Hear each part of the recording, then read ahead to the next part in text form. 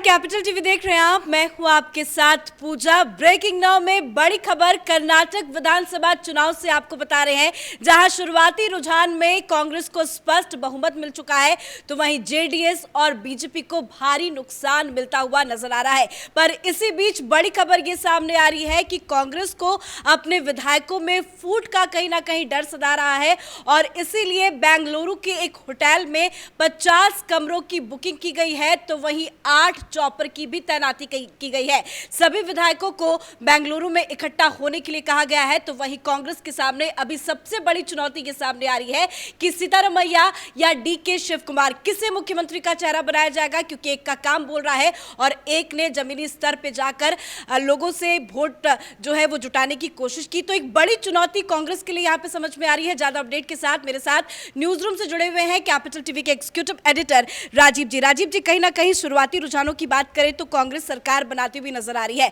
पर कितनी ज्यादा मुसीबतें कांग्रेस के लिए आने वाले वक्त में पैदा हो सकती है? देखिए, चुनौतियां शुरू हो चुकी है कांग्रेस के लिए। जीत और हार दोनों में ही बड़ी चुनौती का सामना करना पड़ता है, ये इतिहास गवाह है। पिछले चुनाव में भी कर्नाटक में कांग्रेस ने सरकार बनाई थी। हालांकि भारतीय जनता पार्टी सबसे बड़ी पार्टी बनी थी, उससे पहले कांग्रेस की सरकार थी, तो एंटी इनकम्बेंसी कांग्रेस के साथ जुड़ा हुआ था, इसलिए कांग्रेस को सिर्फ 80 सीटें आई थी। 37 सीटें जब जेडीएस को मिली तो दोनों ने मिलकर सरकार बनाने की सोची और आनंद फानंद में सरकार बना भी ली।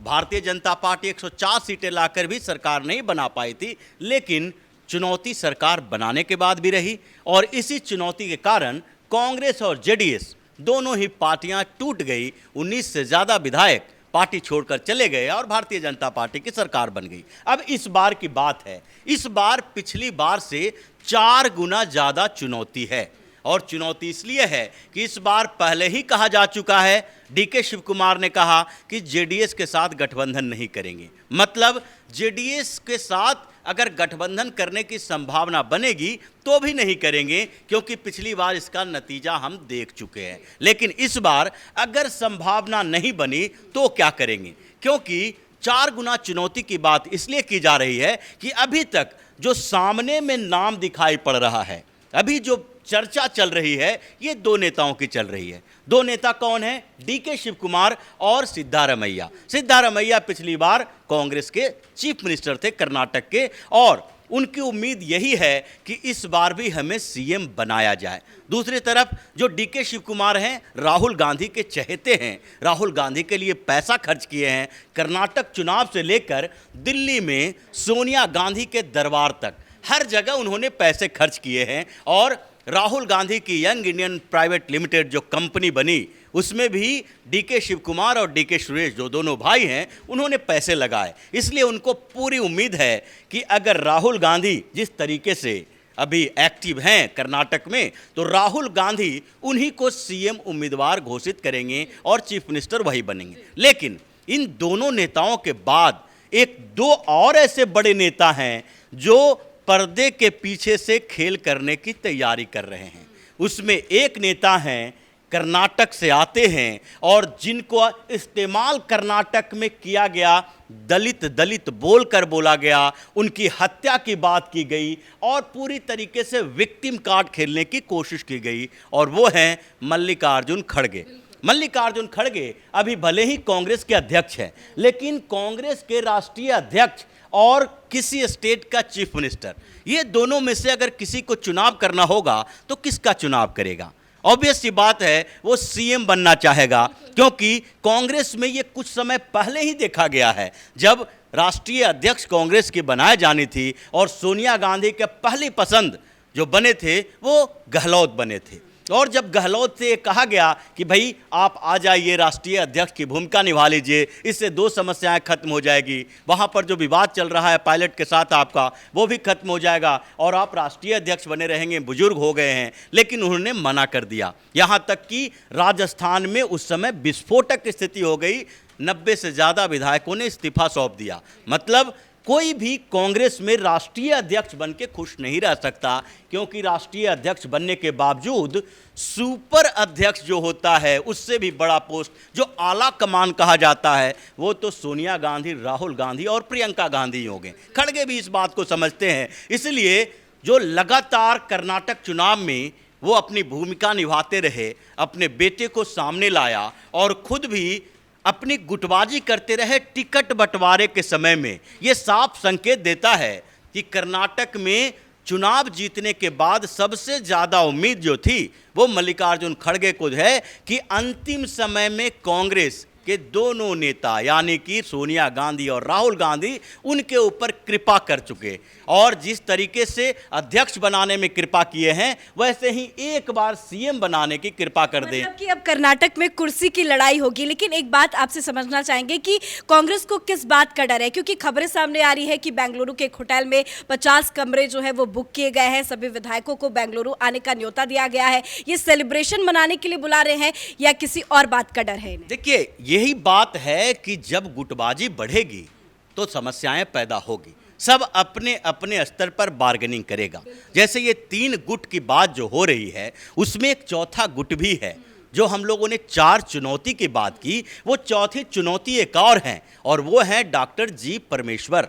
वो भी डिप्टी सीएम रह चुके हैं, कांग्रेस वर्किंग कमेटी के मेंबर रह चुके हैं। कर्नाटक चुनाव में वो पर्दे के पीछे से खेल कर रहे थे। ऐसा नहीं है कि ये जो सामने में स्टेज पे दिखते हैं सिर्फ उन्हीं की भूमिका है, स्टेज के बाहर भी कई लोग ऐसे हैं जिनकी भूमिका चुनाव में रही है और अलग अलग क्षेत्रों में, चाहे उत्तर कर्नाटक हो, बेंगलुरु का रीजन हो, दक्षिण कर्नाटक का रीजन हो, हर जगह अलग अलग नेताओं की भूमिका है। कोऑर्डिनेट करने वाले 3-4 नेता जो बड़े स्तर पर जो मीडिया में दिखाए जाते हैं वो हैं, लेकिन इसके बाद अलग नेता जो हैं उसमें डॉक्टर जी परमेश्वर का नाम आ रहा है कि वो भी दावेदारी शुरू से ही कर रहे हैं कि आप हमको इग्नोर नहीं कर सकते। बहुत समय से हम कांग्रेस की सेवा कर रहे हैं, राजीव गांधी के समय से हम कांग्रेस में हैं, वर्किंग कमेटी में रखे, कर्नाटक में हमने इतने मेहनत की, डिप्टी सीएम तक बनाया, अब सीएम कब बनाओगे? तो कहीं 5वीं चुनौती बन के कहीं जगदीश शेट्टार ना उतर जाए मैदान में, क्योंकि उनका भी कहना है कि वो बीजेपी छोड़ के कांग्रेस में आए और कांग्रेस को उससे फायदा हो रहा है। देखिए, ये तो है, जगदीश शेट्टार की भूमिका इतनी बड़ी नहीं हो सकती, लेकिन ये बात तो है कि ये भारतीय जनता पार्टी छोड़कर कांग्रेस में गए हैं तो अपने क्षेत्र के 4-5 विधायकों के साथ वो फिर से भारतीय जनता पार्टी की तरफ रुख कर सकते हैं। ये भी एक बड़ी बात है कि कांग्रेस में इस बार जो टिकट दिया गया है, जिसके लिए कांग्रेस के अंदर से ही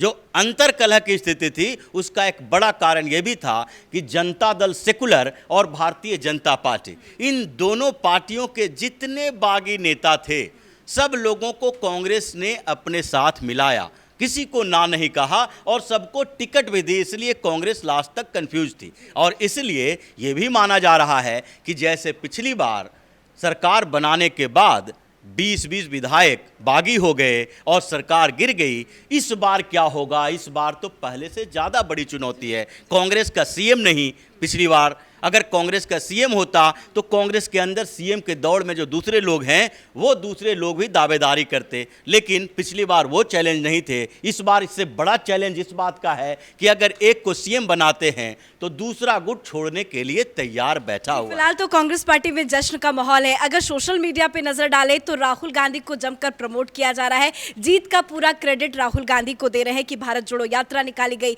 या जो भी चीजें हैं, या राहुल गांधी का कर्नाटक का दौरा, राहुल गांधी को इससे कितना फायदा होने जा रहा है? देखिए, राहुल गांधी की उम्मीदें बढ़ी है, लेकिन राहुल गांधी से उम्मीद नहीं बढ़ी है। राहुल गांधी की उम्मीद तो इसलिए बढ़ी हुई है क्योंकि उनके 4 चापलूस जो हैं ये बात प्रचार कर कर के बोल रहे हैं कि राहुल गांधी के कारण कर्नाटक चुनाव में जीत हुई। वीडियो भी जारी किया जा रहा है। बिल्कुल, वीडियो भी जारी किया जा रहा है, लेकिन सबसे बड़ी बात तो यह है कि अगर राहुल गांधी को जीत की जिम्मेदारी दी जाएगी, अगर जीत का श्रेय दिया जाएगा तो हार की जिम्मेदारी भी उनको लेनी पड़ेगी। और भारत जोड़ो यात्रा के समय गुजरात में भी चुनाव हुआ, दिल्ली में एमसीडी का चुनाव हुआ, कई छोटे मोटे और चुनाव हुए, उपचुनाव हुए, लेकिन किसी भी जगह पर ऐसा नहीं है कि राहुल गांधी ने डिस्क्रेडिट, जो कहते हैं ना कि श्रेय लेने का जहमत उठाई कि यहाँ पर हार की जिम्मेदारी हम लेते हैं क्योंकि हम कांग्रेस में सबसे पॉपुलर चेहरा के तौर पर माने जा रहे हैं। अब यहाँ पर जीत की जिम्मेदारी और जीत का श्रेय अगर कांग्रेस के 4 चापलूस लोग राहुल गांधी को दे दें तो इससे भारतीय जनता पार्टी को भी कुछ फायदा है, क्योंकि इन लोगों का जो मेन मकसद है कि कर्नाटक चुनाव में जीत का श्रेय राहुल गांधी को दो और विपक्ष में राहुल गांधी को सबसे बड़ा चेहरा बनाओ। दूसरी पार्टियां अब बैकफुट पर आए कि राहुल गांधी की पॉपुलैरिटी बढ़ रही है, लेकिन कर्नाटक का समीकरण बिल्कुल अलग है। हर बार जो स्थितियां बदलती रहती है, भारतीय जनता पार्टी का आधार है, लेकिन दक्षिण भारत में अगर देखेंगे तो कर्नाटक के अलावा कोई और स्टेट नहीं है जहां भारतीय जनता पार्टी बहुत मजबूत स्थिति में रही है। और इस बार भारतीय जनता पार्टी ने भी कुछ गलतियां की। येदियुरप्पा उस पूरे मोटिवेशन के साथ काम नहीं कर पाए जिस मोटिवेशन के साथ वो सीएम रहते हुए करते।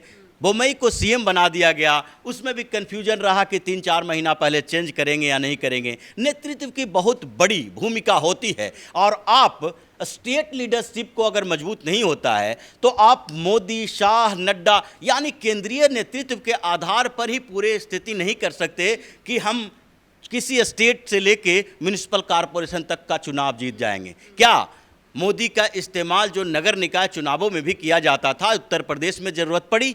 नहीं पड़ी जरूरत, क्योंकि योगी ने अपने लिए आधार बना लिया है जिसके लिए इन बड़े नेताओं की जरूरत नहीं है। लेकिन कर्नाटक में ऐसा किया गया और जो सीटें भारतीय जनता पार्टी को मिल रही है, ये बड़ी बात यही है कि भाजपा ने केंद्रीय नेतृत्व के स्तर पर पीएम मोदी को लोगों ने माना, स्वीकार किया और उनकी रैलियों का ही असर है कि आज भारतीय जनता पार्टी जो स्थिति ऐसी हो गई थी, जो दिख रहा है रुझानों में, उसमें भारतीय जनता पार्टी को 40-50 सीटें पर खिसक जाना चाहिए। लेकिन बताया जा रहा है कि पीएम मोदी ने और अमित शाह ने जहां जहां रैलियां की हैं सभी सीटें बीजेपी के हाथों में आई। बिल्कुल, तो यही बात है कि वहां पर उम्मीद इस बात के लिए है कि अब आगे जो लोकसभा चुनाव होगा, पिछली बार भी सरकार कांग्रेस जेडीएस की, लोकसभा चुनाव हुआ 28 में से 25 सीटें भारतीय जनता पार्टी की, एक कांग्रेस, एक जेडीएस, एक निर्दलीय के पास, वो भी भारतीय जनता पार्टी समर्थित निर्दलीय थी। और अब इस बार भी यही है कि अगर सरकार बन गई,